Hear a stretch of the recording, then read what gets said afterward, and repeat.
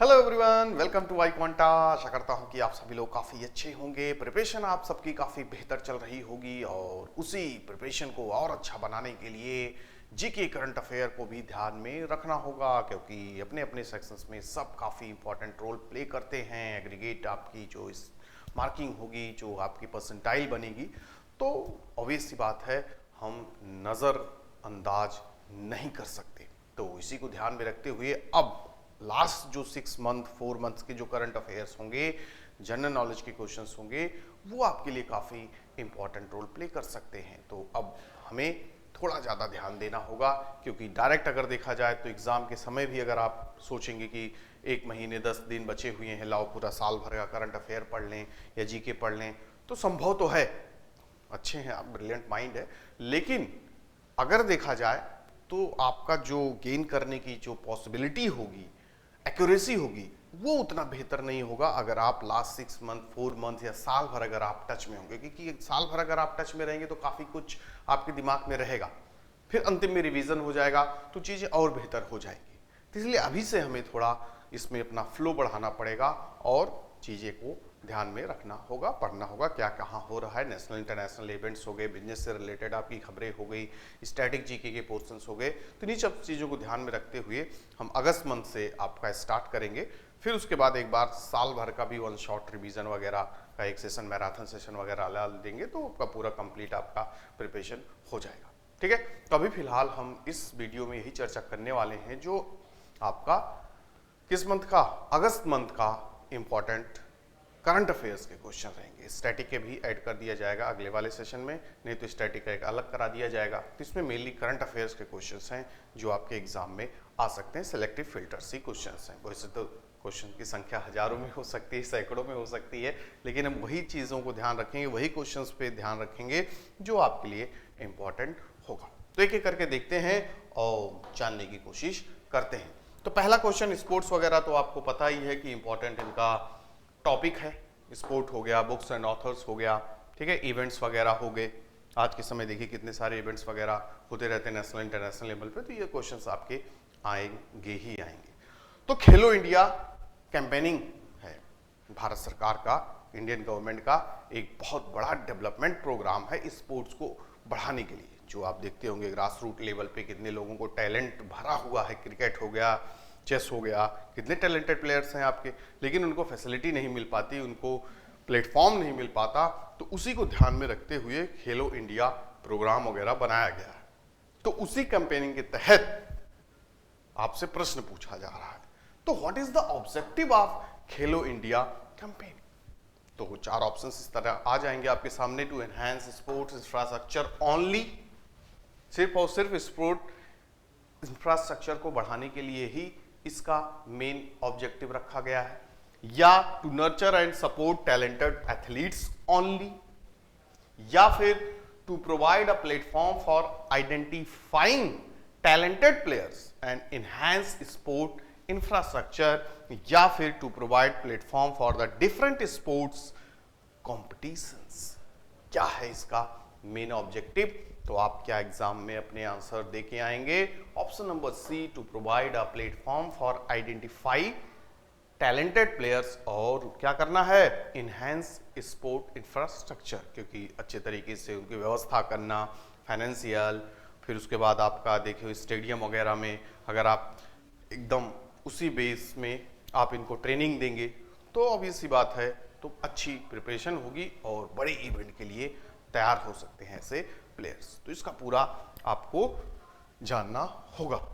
तो बेसिक्स भी, तो ये बातें अभी फिलहाल और सामने आई हैं। जो आपके यूनियन मिनिस्टर अनुराग सिंह ठाकुर हैं, उन्होंने अनाउंस किया है लखनऊ में कि अगले 3 मंथ्स में हम कितने खेलो इंडिया सेंटर्स बनाने वाले हैं, थाउजेंड्स खेलो इंडिया सेंटर्स बनाएंगे।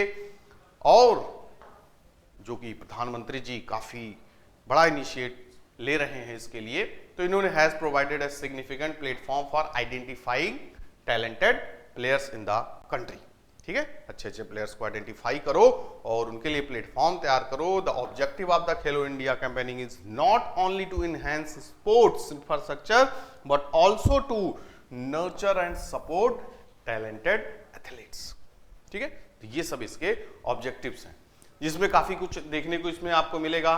खेलो इंडिया यूथ गेम्स, खेलो इंडिया यूनिवर्सिटी गेम्स, फिर उसके बाद खेलो इंडिया विंटर गेम्स, ठीक है, ये सब इसके पार्ट्स हैं। तो provided platform to more than 15,000 players इसके अंतर्गत आएंगे, मतलब अलग अलग गेम्स में, ठीक है। वीमेंस पार्टिसिपेशन भी है इसमें, जो कि इंक्रीज कर दिया गया है। The leadership of prime minister आपके काफी ज्यादा लीड कर रहे हैं, इसको होना भी चाहिए आज के समय देखते हैं। और उसके साथ साथ मीराबाई चानू एंड पीवी संधू आपके सुपरस्टार प्लेयर्स, तो इनका भी पूरा रूल रहेगा, मेंटरिंग इनका रहेगा, तो बहुत ज्यादा आगे बच्चे बढ़ेंगे। तो ये ओवरऑल है, इसके लिए आपको जानना चाहिए, बाकी आपको मिल जाएगा, पीडीएफ वगैरह भी देख सकते हैं। अगला क्वेश्चन देखिए, what materials will be used to replace steel barriers on highway according to the government plan.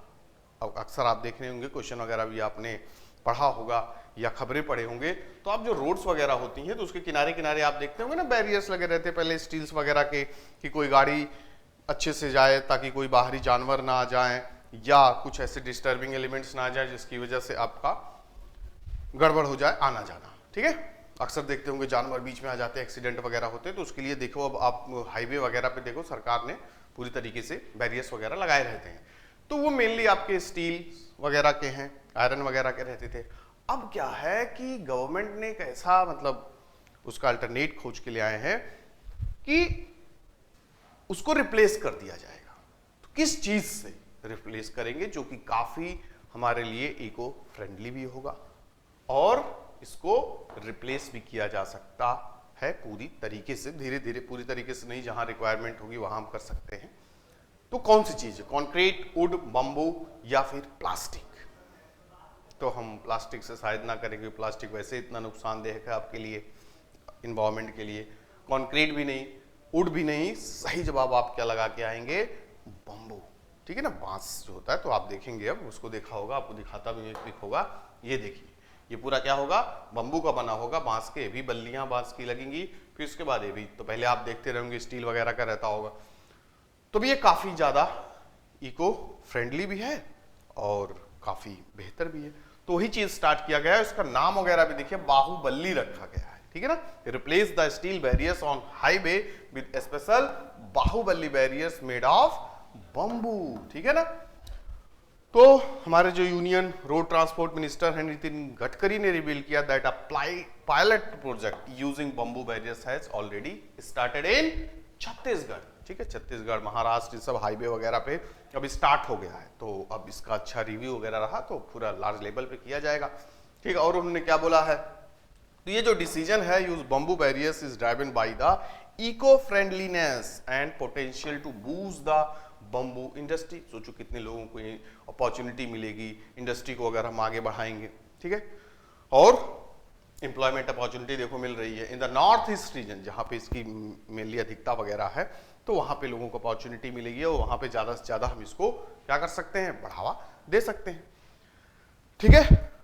और सबसे बड़ी चीज, किससे हमें निजात मिलेगा, किससे हम बच सकते हैं? These bamboo barriers will also be utilized in access control areas on highway to prevent the entry of pedestrian, जो पैदल यात्री वगैरह आते हैं, बीच में कूद पड़े, एनिमल्स कूद पड़े, व्हीकल्स मतलब इस तरीके से ना आए जिसकी वजह से दिक्कतों का सामना करना पड़ सकता है, ठीक है। तो ये सब आपके लिए काफी ज्यादा बेहतर रहेगा। नेक्स्ट क्वेश्चन क्या आ सकता है? Which officer has been granted a 1 year extension as union home secretary by the centre? बढ़ाए जा रहे हैं इनका टेन्योर पीरियड, और फिर 1 साल इनका बढ़ा दिया गया है। होम सेक्रेटरी हैं, तो ये हैं अजय कुमार भल्ला जी, ठीक है। तो इनका टेन्योर पीरियड वगैरह बढ़ा दिया गया है। पूछा जा सकता है, लेकिन उतना इंपॉर्टेंट भी ना समझिए, लेकिन वही है, क्वेश्चन है, कभी भी आ सकते हैं, क्योंकि अपॉइंटमेंट्स वगैरह से रिलेटेड क्वेश्चन वगैरह आते हैं। कौन अपॉइंट हुआ इंटरनेशनल लेवल पे, नेशनल लेवल पे, बड़े बड़े डिपार्टमेंट्स में, तो वो पूछ लेते हैं। तो 1984 बैच के IAS ऑफिसर हैं, इनका granted 1 year extension as union home secretary के रूप में हो चुका है। आप भी अच्छे से पढ़िए, MBA कीजिए, फिर उसके बाद UPSC क्लियर कीजिए। जितने कम उम्र में कर लेंगे उतने ही ऊपर जाएंगे सेक्रेटरी पद पे। कैबिनेट सेक्रेटरी हो गए, होम सेक्रेटरी हो गए, टॉप मोस्ट IAS होते हैं। This marks the 3rd time Bhalla's tenure. तो अच्छी बात है, देखिए तीसरी बार आफ्टर रिटायरमेंट भी इनको चैन नहीं है। तो ओरिजिनली स्केड्यूल टू रिटायर कब होना था इनको? नवंबर 2020 में ही होना था, लेकिन भाई अच्छा है, इनकी सर्विस अच्छी होगी, अच्छे बेहतर इंसान होंगे, अच्छे सिविल सर्वेंट होंगे, तो ऐसे लोगों को रोक लिया जाता है, काम करने में भी सक्षम होंगे। कुछ लोगों आफ्टर 60s के बाद भी देखो एकदम फिट रहते हैं, तो कोई दिक्कत नहीं है। पिताजी भी हमारे देखो 1-2 साल उनका भी टेन्योर बढ़ा दिया गया था। तो काम अगर आपका बेहतर है और आपका अच्छा रिस्पॉन्स है लोगों के प्रति, तो चीज़ें आगे बढ़ जाती हैं। तो वही चीज़ इनके साथ भी हुआ, ठीक है। एकेडमिकली भी इनका देखिए मास्टर डिग्री इन्होंने किया है botany from the university of Delhi, MBA किया है इन्होंने क्वींसलैंड से। तो काफ़ी बेहतरीन एकेडमिक रिकॉर्ड, सेशन, सारी चीज़ें इनकी बेहतर हैं, तो अच्छी बात है। चलिए नाम याद रखिएगा, Ajay Kumar Bhalla. Which club football tournament is the oldest in Asia and the third oldest in the world? Static GK के लिए भी काफी इंपॉर्टेंट क्वेश्चन आपके लिए ये बन जाता है, ठीक है। तो कौन सा फुटबॉल टूर्नामेंट है? Club football tournament, Durand, FA cup, Copa Libertadores या AFC चैंपियंस लीग। तो सारे क्वेश्चंस इसी तरीके से पूछे जाएंगे, सिंपल क्वेश्चंस रहेंगे। इतने भी आपको फंसाऊ क्वेश्चन नहीं रहने वाले हैं कि आप एकदम UPSC की तरह क्या होगा क्या नहीं। फैक्चुअल क्वेश्चंस आएंगे जो आप आसानी से कर सकते हो। तो सबसे oldest in Asia and third oldest in world is Durand cup, ठीक है, ध्यान में रखिए, काफी पुराना है, 1888, यस, ठीक है। इसका मेरे ख्याल से अभी आपको दिखाऊंगा, यहाँ पे देखिए 1888, तो काफी पुराना, ब्रिटिश समय के साथ साथ 1888 में किसका जन्म हुआ था। चलिए स्टैटिक का क्वेश्चन हो गया। फिलहाल इसके बारे में थोड़ा जान जाते हैं। Durand cup, Durand cup India's annual domestic football competition with a long and rich history. कब हुआ, कब होगा? 3 अगस्त 2023। फिर उसके बाद ये कौन सा एडिशन है? 132nd एडिशन है। बहुत सोचो, सैकड़ों साल से चल रहा है। इसमें 24 टीमें पार्टिसिपेट वगैरह करेंगी। खैर इसके अंदर की चीजें आपसे नहीं पूछी जाएंगी, कब हुआ कैसे क्या, ये स्टैटिक पोर्शन हो सकता है। बाकी आपका करंट में क्या चल रहा है ये सब आपसे पूछ सकते हैं, ठीक है। स्टैब्लिश इन 1888, ये स्टैटिक में आपका चला गया by sir Henry Mortimer Durand, इन्हीं के नाम से ही इसका नाम वगैरह पड़ गया, ठीक है ना। वो क्या थे? फॉरेन सेक्रेटरी ऑफ इंडिया थे एट द टाइम, जो ब्रिटिश आपका चल रहा था यहाँ पे ब्रिटिश राज में, ठीक है। तो Durand cup is the oldest football tournament in Asia and the third oldest in the world. फिर उसके बाद यहाँ पे बाकी जानकारी आपके सामने है। The tournament was exclusive to British India, पहले हुआ करता था। फिर उसके बाद सिविल्स में भी आ गया, लोगों के लिए भी खोल दिया गया, सब लोग पार्टिसिपेट कर सकते हैं, ठीक है। तो ये सब सारी जानकारी है इसके बारे में। और यहाँ पे दिया जा रहा serve as the showcase of the India's diversity and culture, काफी पुराना है तो हर चीज को दर्शाता है। और ये आपका 1888, वही आपसे पूछ रहा था ना किसका जन्म हुआ था 1888 में, तो आपको पता होगा सर्वपल्ली राधाकृष्णन हो गए, ठीक है। और किसी एक महान हस्ती का जन्म हुआ था। फिर 1889 में जवाहरलाल नेहरू का हुआ था, तो कभी कभी पूछ लेते हैं आपसे। चलिए आगे बढ़ते हैं। What is the estimated tiger population in India as per report released by the ministry of state for the environment, forest and climate change on global tiger day on 29 July 2023, मतलब रिपोर्ट आती है, ठीक है। तो कितने estimated tiger हैं? जैसे census वगैरह भी होता है ना, टाइगर सेंसस, तो 4 साल में एक बार होता टाइगर सेंसस। जिस तरीके से हम लोग का होता सेंसस की जनगणना होती है 10 साल में एक बार, तो इन लोग का 4 साल में एक बार होता है। तो अब संख्या बढ़ रही है, रेशियो बढ़ रहा है, तो ये अच्छी बात हमारे लिए टाइगर। बाकी चीता वगैरह देखिए तो काफी लिमिटेड है, टाइगर अब आपका बढ़ा है। तो अब कितने हो गए हैं एस्टिमेटेड टाइगर, ये ध्यान में रखना है। तो right answer of the question हो जाएगा 3925, ठीक है ना। इस साल लास्ट ईयर आपके 3167 था, तो बढ़ रहा है, तो ये अच्छी बात है। और यहाँ पे आपकी इंफॉर्मेशन है सारी चीजें। India tiger population estimated to be 3925 with an annual growth rate of कितना परसेंट? 6.1% per annum. तो ये सब रिपोर्ट वगैरह कौन रिलीज करता है? मान लीजिए आपसे क्वेश्चन घुमा के पूछ लें कि रिलीज किसके द्वारा किया जाता है रिपोर्ट वगैरह, तो ministry of state for environment, forest and climate change. फिर लास्ट ईयर के डेटा वगैरह दिए हैं 3167 based on the camera trapped area, और इस बार 3925 है। यहाँ पे स्टैटिक का जीके आपके सामने है, जो भी ये भी आपके लिए इंपॉर्टेंट है। क्या है? करंटली हावर्स ऑलमोस्ट पूरी दुनिया का कितना percent? 75% of the world's wild tiger population अपने यहाँ है। ये भी हमारे लिए काफी इंपॉर्टेंट स्टैटिक हो जाती है। देखिए कितना ज्यादा है, 75% ऑफ द वर्ल्ड। तो ये आपके लिए एक इंपॉर्टेंट फैक्ट हो गया। फिर कौन सा स्टेट है largest tiger population? As are Madhya Pradesh, जो कि 785 टाइगर्स हैं अप्रॉक्स। ठीक है, फिर उसके बाद कर्नाटका 563, देन उत्तराखंड, फिर उसके बाद महाराष्ट्र। टॉप 3 आपको एटलीस्ट ध्यान में रखना होगा, इसको पूछे जाने की पॉसिबिलिटी बन सकती है। फिर उसके बाद यहां पे क्या दिया जा रहा है? Tiger reserve. Among the tiger reserve Corbett national park है, कॉर्बेट टाइगर रिजर्व भी है। देखिए Corbett has the highest tiger abundance with the कितना है? 260 टाइगर्स। उसके बाद आपका बांदीपुर है 150, फिर नगर होल है 141। तो आपको दोनों के फॉर्म में पूछा जा सकता है, स्टेट के फॉर्म में भी क्रोनोलॉजिकल ऑर्डर में लगा दो, या फिर आपका टाइगर रिजर्व या किस में ज्यादा टाइगर्स है। तो आपको दोनों तरीके से तैयार रहना है। मान लीजिए भूले बिसरे आपसे पूछ लें, ठीक है। चलिए, बुक वगैरह, ऑथर्स बुक्स वगैरह पूछते ही रहते हैं, तो हमें भी तैयार रहना होगा। Who co-authored the book memories never die, a tribute to the life and legacy of the late former president doctor APJ Abdul Kalam. ये बुक का नाम है। तो इस किसके द्वारा को-ऑथर्ड बुक को लिखा गया? तो नाम भी देखिए थोड़ा एपीजे इससे मिलता जुलता है। तो first option is doctor APJM Naseema Marikayar and Amit Shah, या doctor APJM Naseema Maraikayar and scientist doctor YS Rajan. And the next Arundhati Roy and Mulk Raj Anand, सब बड़े बड़े रिनाउंड नेम है। And Vikram Seth and scientist YS राजन। तो पता होना चाहिए क्योंकि वाईएस राजन यहाँ है, ठीक है। तो सही जवाब भी आप यही मारिएगा, बी, ठीक है ना। क्या हो जाएगा? Doctor APJM Naseema and scientist YS Rajan के द्वारा लिखी गई बुक है, ठीक है। तो इसमें सारी बातें हैं कलाम साहब के बारे में, जो कि आपको पता ही है कितने महान इंसान, देश के राष्ट्रपति, मिसाइल मैन, तो कुछ कहना ही नहीं। चलिए, who has been honoured with the Lokmanya Tilak national award 2023, किसको नवाजा गया, किसको दिया गया? तो 4 नाम आपके सामने, अमित शाह, नरेंद्र मोदी, नितिन गडकरी, मेधा पाटेकर, कोई भी हो सकता है। अगर आपको नहीं पता है तो कंफ्यूज हैं, और पता है तो सही जवाब क्या लगाएंगे? नरेंद्र मोदी जी को दिया गया। Lokmanya Bal Gangadhar Tilak, one of the greatest freedom fighter.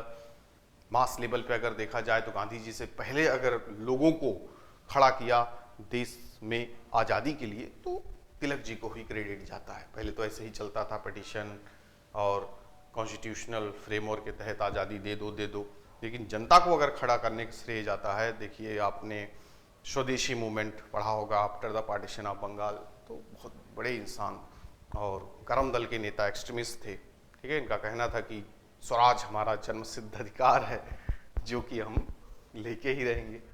तो ये सब सारी चीजें हैं। तो ये दिया गया किसको? नरेंद्र मोदी जी को, ठीक है। ये आप ध्यान में रखिएगा।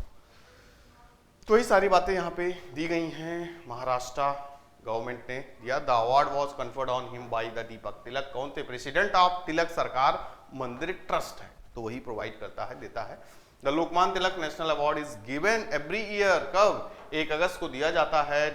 उस दिन क्या है? डेथ एनिवर्सरी है लोकमान्य बाल गंगाधर तिलक जी की। Two individuals who have made remarkable contribution to the development of the nation. ये यहां से गायब हो गया, ठीक है, गायब हो गया, तो इसको हम लाने की कोशिश कर सकते हैं, ठीक है। ये एक्चुअली ये देखिए आ गया ना, डेवलपमेंट ऑफ द नेशन। तो ये आप ध्यान में रखिएगा। आगे बढ़ते हैं। What is the full form of PM Kusum? काफी बड़ी योजना है भारत सरकार की, नेशनल गवर्नमेंट की। तो what is the full form of PM Kusum? An initiative by the government of India aim to providing clean energy solution to farmers.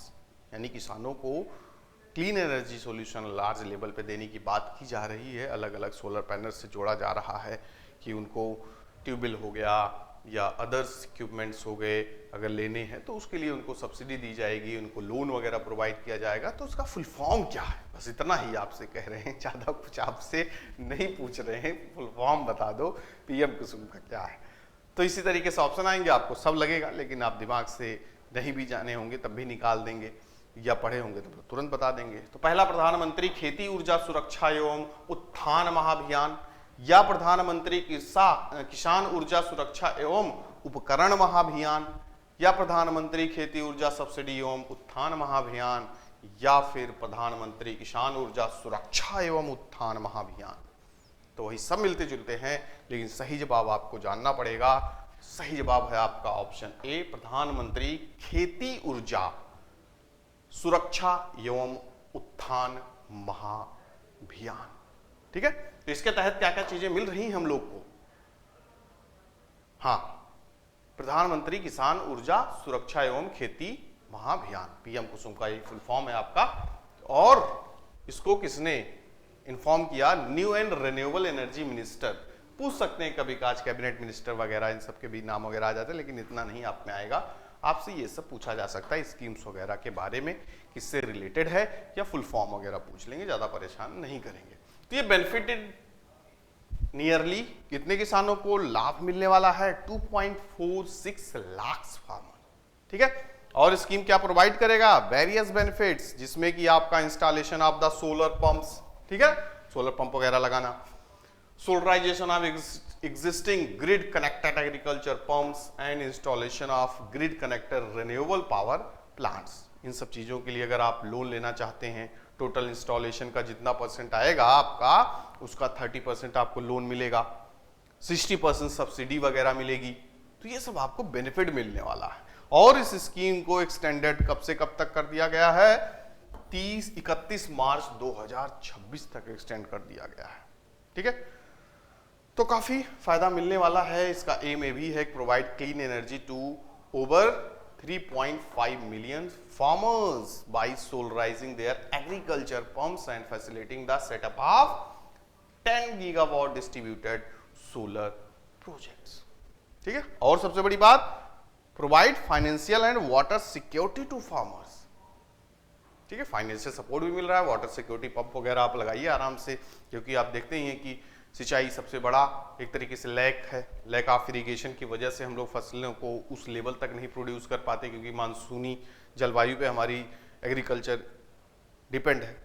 तो अगर हमें इरिगेशन की फैसिलिटी मिल जाएगी, कम दामों में मिल जाएगी, सरकार सहयोग करेगी, तो आप काफ़ी बेहतर हम परफॉर्म कर सकते हैं। तो ये सब इसका लक्ष्य रखा गया है। आगे बढ़ते हैं नेक्स्ट क्वेश्चन पे, और नेक्स्ट क्वेश्चन आ चुका है, what is the name of the bilateral exercise conducted with the UAE navy.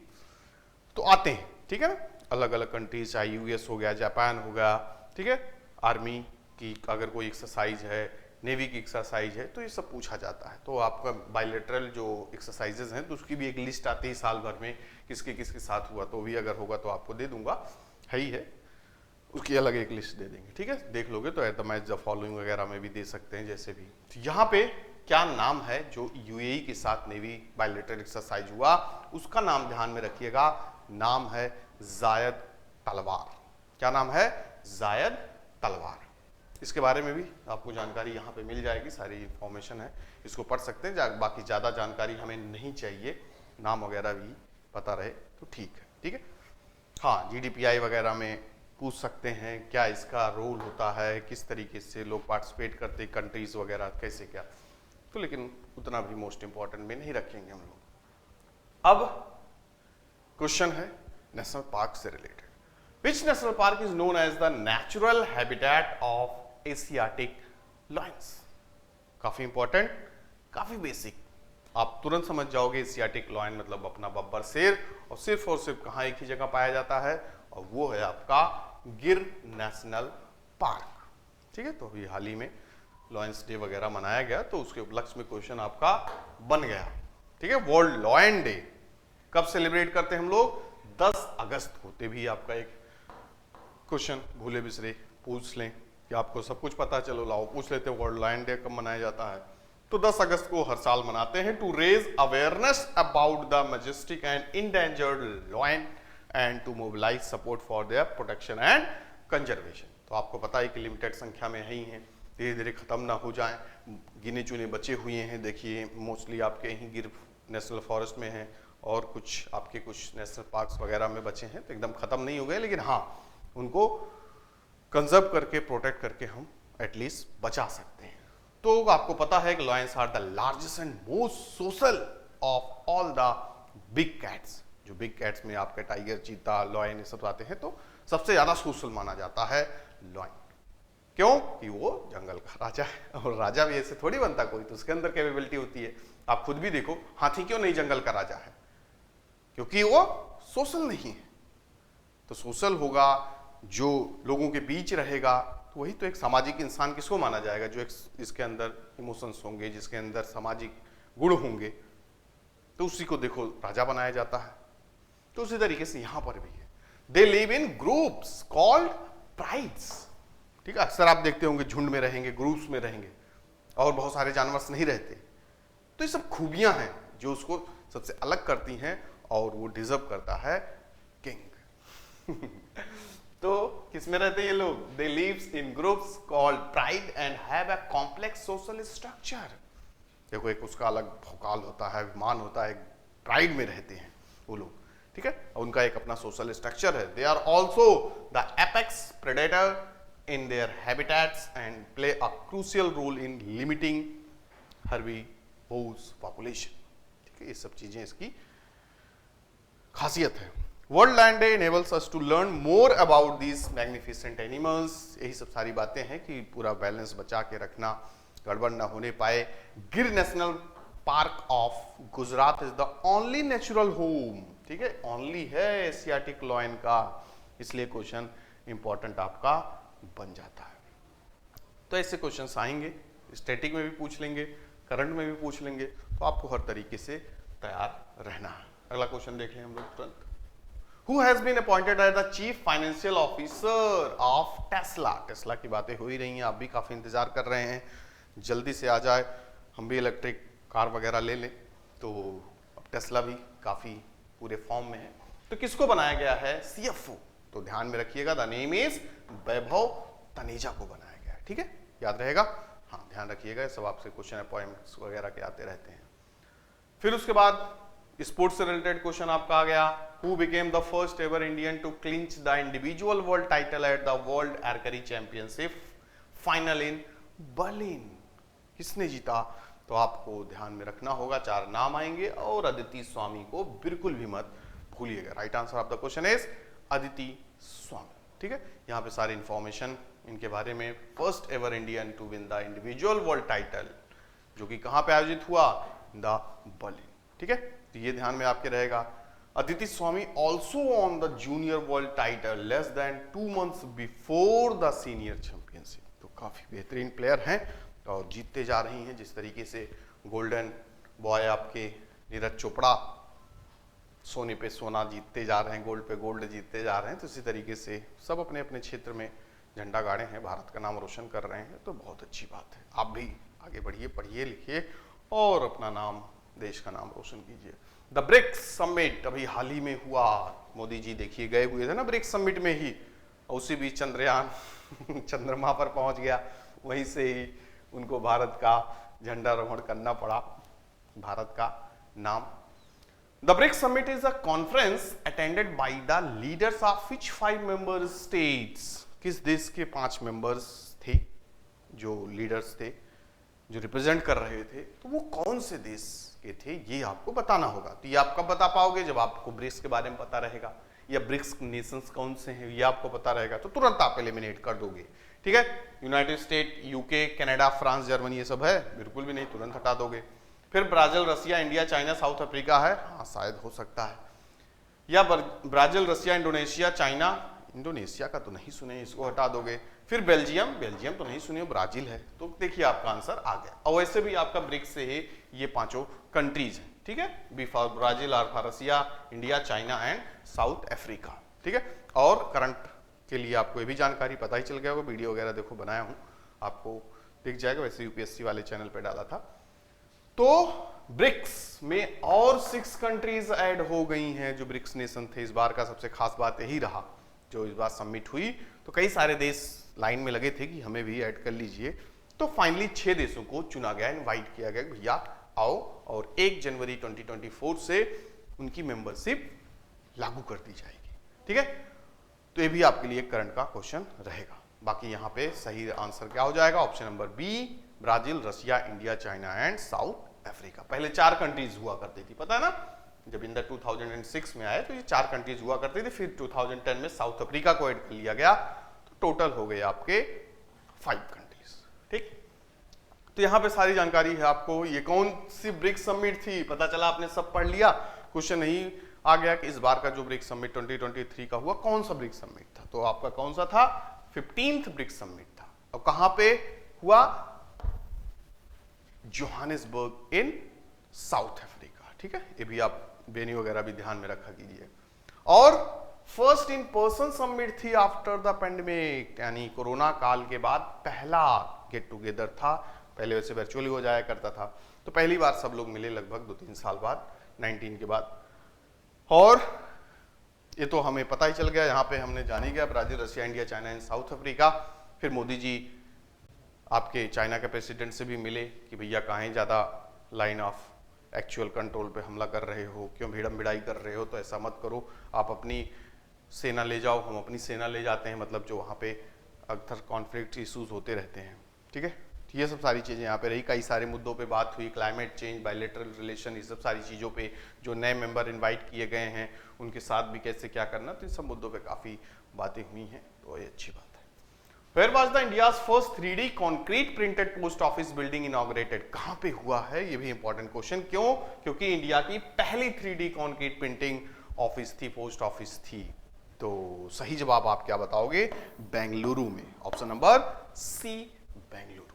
ठीक, तो ये सब सारी इंफॉर्मेशन इसके बारे में पढ़ सकते हैं आप। 3D concrete printing technology through fully automated process के तहत किया गया। Robotic arm was used to print the concrete layer according to the design। ठीक है, तो ये सब आपके लिए काफी इंफॉर्मेटिव चीज हो सकती है एग्जाम के लिए। चलिए next question, who clinched the 10 metre air pistol mix team gold at the ISSF world championship 2023? तो इसको किसने जीता? तो ऑप्शन नंबर भी ध्यान में रखिएगा, पूछ सकते हैं, आपका स्पोर्ट्स से रिलेटेड क्वेश्चन आते ही हैं। तो ईशा सिंह एंड शिवा नरवल ने जीता था, ये आप ध्यान में रखिएगा। This is all about explanation, यहाँ पे सारी बातें आपकी दी गई हैं। ठीक है, कहाँ पे आयोजित किया गया? बाकू, अजरबैजान में। ठीक है, अगला क्वेश्चन क्या आएगा? In which weight category did Priya Malik win the gold medal at under 20 wrestling championship? तो किस कैटेगरी में इन्होंने गोल्ड मेडल जीता है? प्रिया मलिक ने under 20 world wrestling championship in the category 76 kg। इसमें कैटेगरी होती है ना, किसने में आप पार्टिसिपेट कर रही हैं। तो ये सब सारी बातें, Priya Malik secured a gold medal at under 20 world wrestling championship. कहां पे हुआ? जॉर्डन में हुआ, ध्यान में रखिएगा। ठीक है ना, और Priya Malik is the second Indian women to win a gold medal in this competition. ठीक है, तो ये सब आपके लिए इंपॉर्टेंट हो सकता है। अच्छा, ओ नेक्स्ट क्वेश्चन काफी इंपॉर्टेंट, लद्दाख वगैरह तो आप लोग जाते ही रहते हैं, तो कहीं आप किसी और प्लेस को ना समझ लें कि ये दुनिया का सबसे ऊंचा प्लेस है और अपना सेल्फी लगा के आप फोटो डाल दें। बदल चुका है, हाईएस्ट एल्टीट्यूड जो आपका मोटरेबल रोड था वो बदल चुका है और उसका नाम क्या हो गया है? लिकुरा मिगला फूके रोड। इसके बाद उमिलांग वगैरह था ना इसके पहले, तो ये आपका सबसे हाईएस्ट है। What is the altitude of Migla, strategically important point on the Likaru Migla Fukche road in eastern Ladakh? सबसे हाईएस्ट पहले क्या था? 19,024 फीट ऊंचा था, अब आपका हो गया है 19,400 फीट हो गया है। ठीक है, तो ये ध्यान में आप रखिएगा। तो इसके बारे में सारी इंफॉर्मेशन ये है आपका। BRO जो बॉर्डर रोड वगैरह होती हैं, या जो आप देखेंगे पहाड़ों पे जो रोड वगैरह होती हैं, उसकी जिम्मेदारी किसकी होती बनाने की? NHI की नहीं होती। ठीक है, BRO की होती। Border road organisation is constructing the Likaru Migla Fukche road in eastern Ladakh. कितनी लंबी है? 64 kilometre long and will connect Likaru to Fukche near the LAC line of actual control. ठीक है, अब ये क्या होने वाली है? Become the world highest motorable road reaching an altitude of 19,400 feet ऊंची। तो वो रिकॉर्ड टूट गया किसका? पहले था लिंगला पास, ये सबसे ऊंचा था 19,024 feet, holds the record of the world highest motorable pass. ये कब बना था? 2021 में, यानी 2 साल भी देखिए रिकॉर्ड रहा नहीं, तो रिकॉर्ड बनते ही टूटने के लिए। ठीक है, तो ये सब आप ध्यान में रखिएगा। 520 करोड़ की लागत से बन रहा है। खैर ये सब हमारे लिए उतना इंपॉर्टेंट नहीं है, ये सब नहीं पूछेंगे, बस आपसे नाम वगैरह पूछेंगे, या आपसे ऊंचाई पूछ सकते हैं या नाम पूछ सकते हैं। अब क्या आ गया आपके सामने? PM Vishwakarma scheme. काफी बड़ी स्कीम है भारत सरकार की, तो इसका मेन ऑब्जेक्टिव क्या है?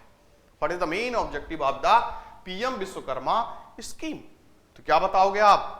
क्या फाइनेंशियल एड टू फार्मर्स, या supporting traditional artisans and crafts people, या promoting digital literacy in rural areas, या इनहैंसिंग अर्बन इंफ्रास्ट्रक्चर? तो सही जवाब आप बता के आओगे option number B, supporting traditional artisans and crafts people. यानी देखते होगे आज के गांव देहातों में, रिमोट एरियाज में जो पुराने आर्टिसंस थे, या फिर आपके कारपेंटर्स हो गए, या हस्तकला मतलब हाथों से बनाने वाले कुछ सामान वगैरह गांव वगैरह में आप देखते होगे, पॉटरी वगैरह हो गया, धीरे धीरे लुप्त हो रहे हैं। बहुत कभी देखने को मिलेगा भी तो ओकेजनली देखने को मिलेगा।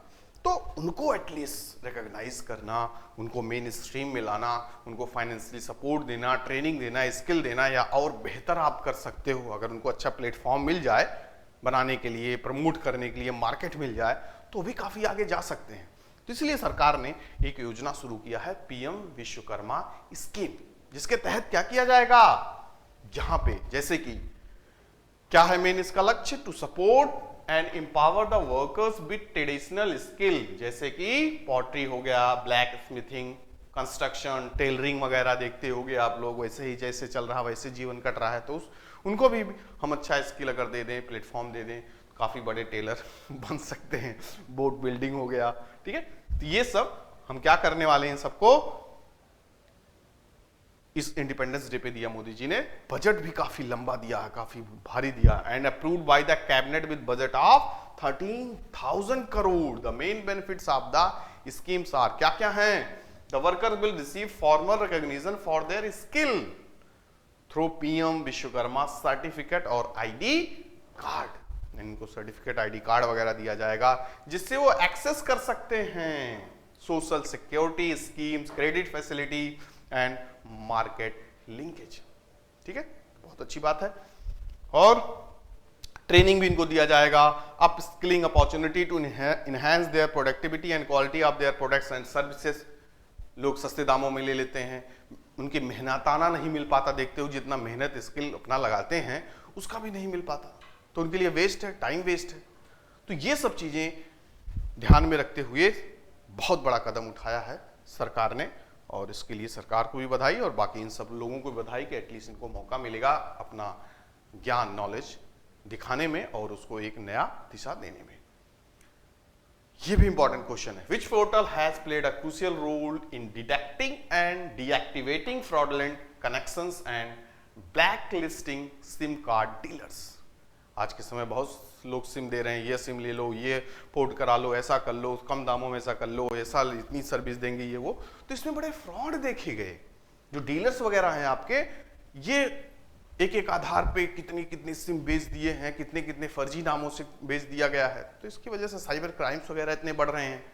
आपके साथ फ्रॉड हो गया, उस नंबर को मिला रहे हो, स्विच ऑफ है, या पता चला जिसके नाम है वो नाम ही एग्जिस्ट नहीं करता। तो इससे बहुत सारे लाखों केसेस पाए गए।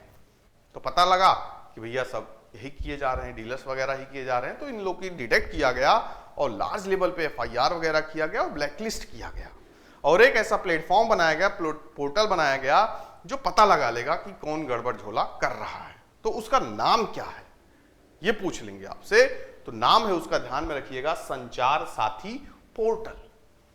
ठीक है, क्या नाम है? संचार साथी पोर्टल नाम है, जो डिटेक्ट करेगा और फ्रॉड वगैरह अगर कोई करेगा तो केस वगैरह किया जाएगा। ये पूरी इंफॉर्मेशन इसके बारे में है। ठीक है, तो लगभग देख रहे हैं पूरी जो डेटा है 67,000 SIM card dealers have been black listed due to fraudulent activities. इतने लोग को ब्लैक लिस्ट कर दिया गया है। ये सब पूरा अपना रैकेट चला रहे थे। To prevent misuse of printing Aadhaar demographic details will be captured by the scanning the QR code printing Aadhaar, मतलब सब ये पूरा कर लेगा। और अगर कोई गतिविधियों में गड़बड़ तरीके से पाए गए तो उनको क्या किया जाएगा, ब्लैकलिस्ट कर दिया जाएगा। अब जो लाइसेंस वगैरह मिलेगा, जो आपको अप्रूवल मिलेगा, बायोमेट्रिक वेरिफिकेशन होगा of mobile SIM card dealers will now be mandatory कर दिया गया। ठीक है, bulk connection mechanism for SIM card will be discontinued. Large level पे आप नहीं ले सकते, रजिस्ट्रेशन करवाइए, बायोमेट्रिक्स आपका वेरिफिकेशन वगैरह होगा, ये सब सारी चीजें अब की जाएंगी ताकि इतनी बड़ी घटना ना घटे। ठीक है, फिर एक आपका एक्सरसाइज है मल्टीलेटरल नेवल एक्सरसाइज है। विच of the following country is the host of Malabar 23? काफी बड़ी एक्सरसाइज मानी जाती है। तो मालाबार 23 मल्टीलेटरल नेवल एक्सरसाइज को इस बार किसने होस्ट किया? कई सारी कंट्रीज पार्टिसिपेट करती हैं, तो ऑस्ट्रेलिया ने किया है इस बार का मालाबार 2023 मल्टीलेटरल नेवल एक्सरसाइज को आप ध्यान में रखिएगा। This is all about Malabar 23 exercise. कहां पे हुआ? Sydney in Australia. ठीक, Reliance Jio recently completed the work related to the connecting which country with the high speed optic fiber cable? किसके साथ कंप्लीट किया कनेक्ट करके? नाम है उस देश का मालदीव। ठीक है, काफी छोटा आइलैंड कंट्री अपने देश के बगल। तो घूमने फिरने भी आप जा सकते हैं, खाली समय में एग्जाम वगैरह दे दीजिए, फिर इसके बाद निकलिए नवंबर वगैरह में। ठीक है, घूम के आइए, 50-60 हजार लगेगा, ज्यादा नहीं। तो दिस इज ऑल अबाउट, सारी बातें यहाँ पे दी गई हैं, नाम वगैरह ही रखना ठीक है, बाकी अंदर की जानकारी इतना ज्यादा आपके लिए जरूरी नहीं है। One district one product launched is collaboration with which of the following union ministry? किसके द्वारा लॉन्च किया गया है कोलैब करके? तो ये है आपकी मिनिस्ट्री ऑफ रूरल डेवलपमेंट। ठीक है, काफी बड़ा आपका क्या है प्रोग्राम है। One district one product programme and initiative under the development of promotion of industry and internal trade. तो ये किसके साथ? Ministry of commerce and industry launch it collaboration with the ministry of rural development in New Delhi. दो लोगों के बीच किया गया है और इसका पूरा इंफॉर्मेशन आपको ज्यादा डिटेल में नहीं जाना है, बस यही, क्योंकि आगे ज्यादा डिटेल जाओगे तो फिर चला जाएगा PCS IS लेवल का। फिर final question, I think last question है। Which nation emerged as the champion of the FIFA women's world cup? कौन सा देश विजयी हुआ किसमें? फीफा वीमेंस वर्ल्ड कप में। जर्मनी, स्पेन, USA या फिर France? The right answer of the question is Spain.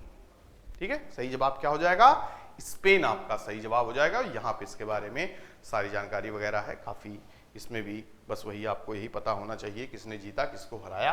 तो स्पेन वाज द विनर। तो this is all about part 1। ठीक है, अगस्त के जो हमने इंपॉर्टेंट क्वेश्चंस किए ये आपके सामने पार्ट 1 था। पार्ट 2 में भी जो बचे हुए क्वेश्चंस हैं लास्ट 15 डेज में 20 डेज में उसको कर लिया जाएगा। तो ऑलमोस्ट इंपॉर्टेंट करंट अफेयर के क्वेश्चंस हो जाएंगे। स्टैटिक का भी क्वेश्चन मैं ऐड कर दूंगा, उसको भी देख लिया जाएगा। मैराथन भी बीच बीच में होता रहेगा हमारा, तो पूरा कंप्लीट आपके क्वेश्चन उसमें रहेंगे। और उसके साथ साथ बाकी के जो क्रैश कोर्स वगैरह स्टार्ट हो रहा है आपके एग्जाम से रिलेटेड, उसको भी ज्वाइन कीजिए, चैनल को सब्सक्राइब कीजिए, ज़्यादा से ज़्यादा शेयर कीजिए ताकि लोगों को और ढेर सारी जानकारी मिल सके और अपने कोर्स को आगे बढ़ा सकें। तो मिलते हैं अगले पार्ट में, तब तक अपना ख्याल रखिए, खुश रहिए, bye bye, take care to all of you, good luck.